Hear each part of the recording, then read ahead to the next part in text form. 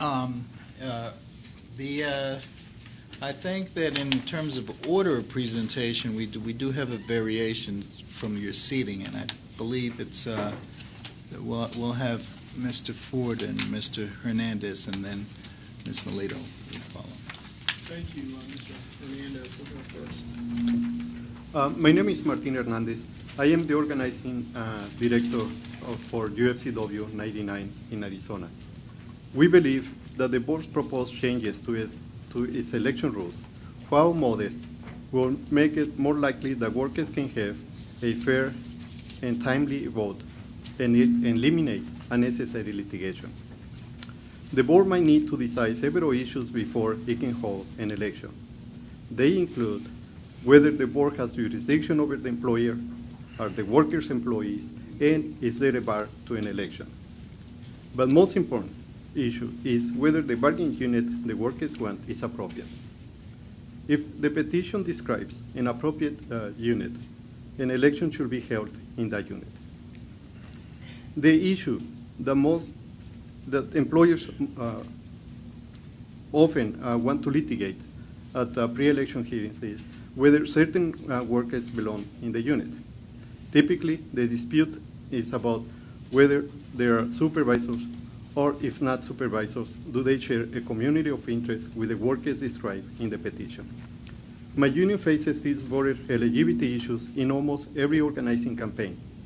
To avoid the delay that results from litigating these issues, we agree to what the employer wants whenever possible. We support the proposal to put off litigating voter eligibility issues involving less than 20% of the proposed unit until after workers have voted. These issues don't need to be litigated before the election. Whether there is a stipulated election agreement is often unclear if some workers are supervisors, but the parties and workers have to live with the uncertainty. Also, in elected cases, the board often lets workers whose status is unclear vote by challenge ballot. The proposal 20% rule will be similar, except that many voter eligibility disputes will be litigated after the election. Local 99 recently organized a unit of 360 workers at 10 grocery stores in a warehouse after a 9-year campaign. When we first petitioned, the company forced us to a pre-election hearing. The main issue was whether 40 to 50 department heads were employees or supervisors, as we believe. After several days of hearings, the union agreed to include the department heads to avoid further delay. We nearly lost the election. After years of unfair labor practice litigation, we petitioned it again in 2011. This time, we stepped it and then challenged the department heads as supervisors. We lost the election by a wider margin than the challenge ballots.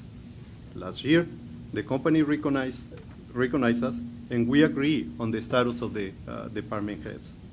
With the 20% rule in place, we could have avoided the pre-election hearings, and maybe our workers there and the workers will have a union representation a lot sooner. We support the board proposal as a fair, practical, and common sense way to streamline the election process. Thank you. My name is Peter Ford, and I'm Assistant General Counsel of the UFCW. We support the board's proposals to streamline the pre-election hearing. For example, the proposal to only allow parties to introduce evidence relevant to a genuine dispute over a material fact would save time, and it would bring pre-election hearing procedures in line with post-election hearing procedures and with summary judgment procedures in ULP and civil cases.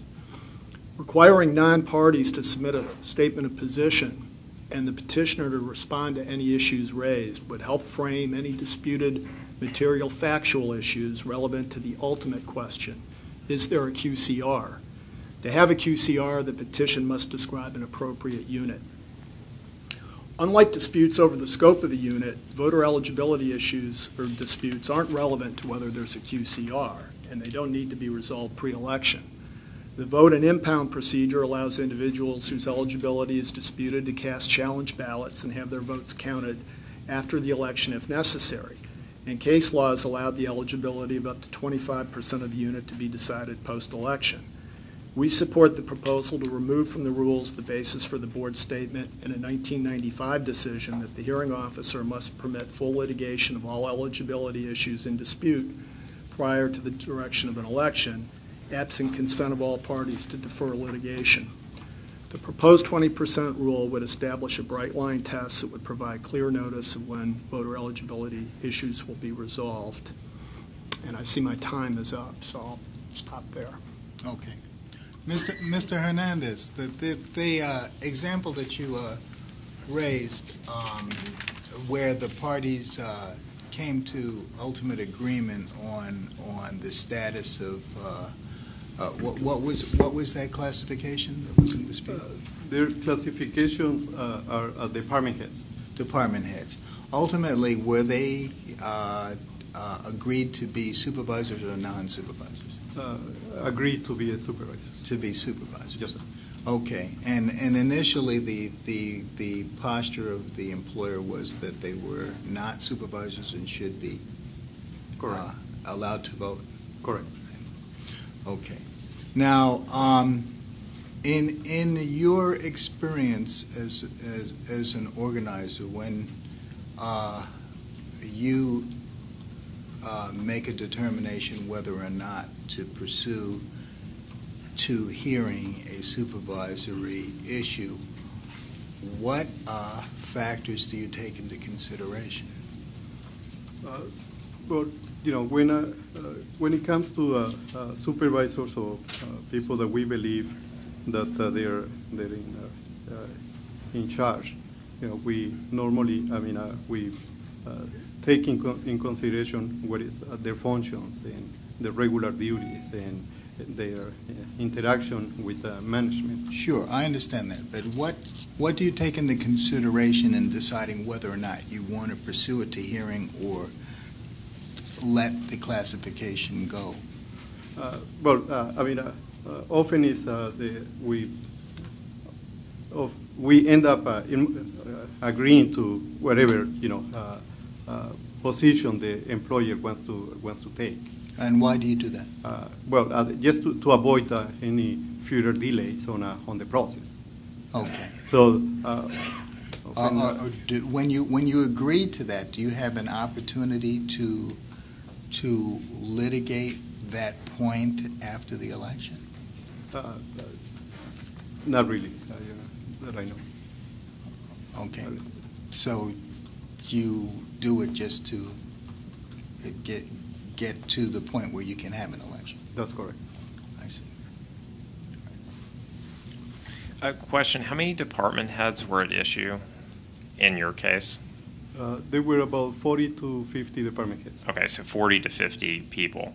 And this is for either of you. I mean, would you have a position basically in terms of what a cutoff might be if it wasn't a strict 20%? If it was a 20% or X number, whatever X might be. Reason being, 40 to 50 people might be a very big chunk of people that would influence how employees would view a vote. Well, I think the 20% rule makes a lot of sense. I mean, there's got to come up with some number to have a clear rule that'll put parties on notice of what to expect and what not to expect. In this case, it was a fairly large unit, so we're talking about probably about 13-14% of the unit in this case. Right, but that's a large absolute number of people. I mean, the WARN Act, for example, says you basically inform workers where it's 33% or 50, 500, depending on what standard you're looking at. Would you be averse to us modifying the 20% principle so that we had, if it's over X number of people, then the hearing officer would be required to take evidence? I think having a percentage makes more sense, and the board has in adjudications has generally allowed for challenges where the number in dispute is as much as 25%. So.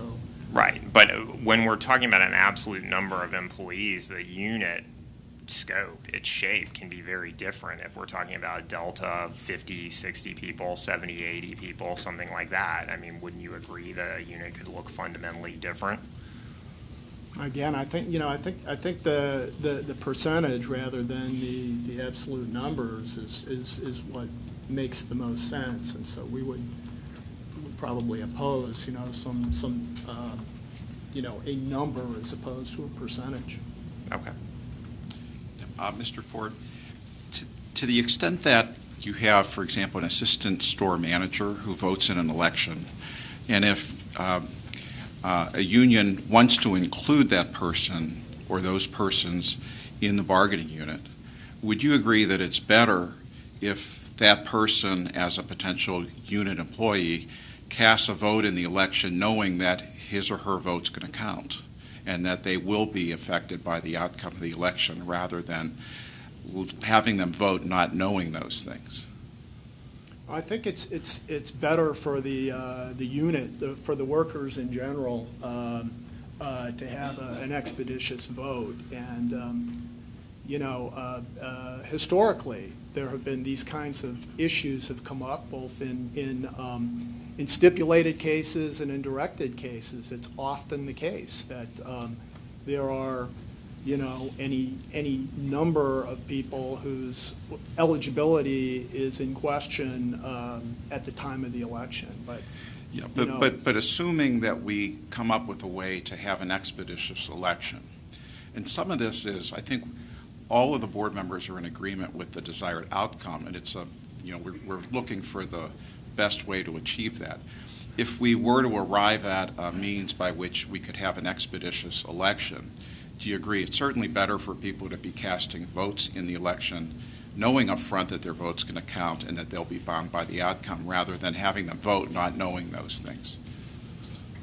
Yeah, I guess depending on what we mean by expeditious, if those issues can be resolved in a very short amount of time, that would be a good solution. And I'm not looking to lock you into a particular alternative, and that's one of the things that we struggle with. But with respect to the 20% rule, if we came up with a different way to try to accomplish an expeditious election, and/or streamline the pre-election hearing, are there some alternative ways at this point, without knowing what they are, that you could potentially support that may be somewhat more refined than just a numerical 20% cutoff?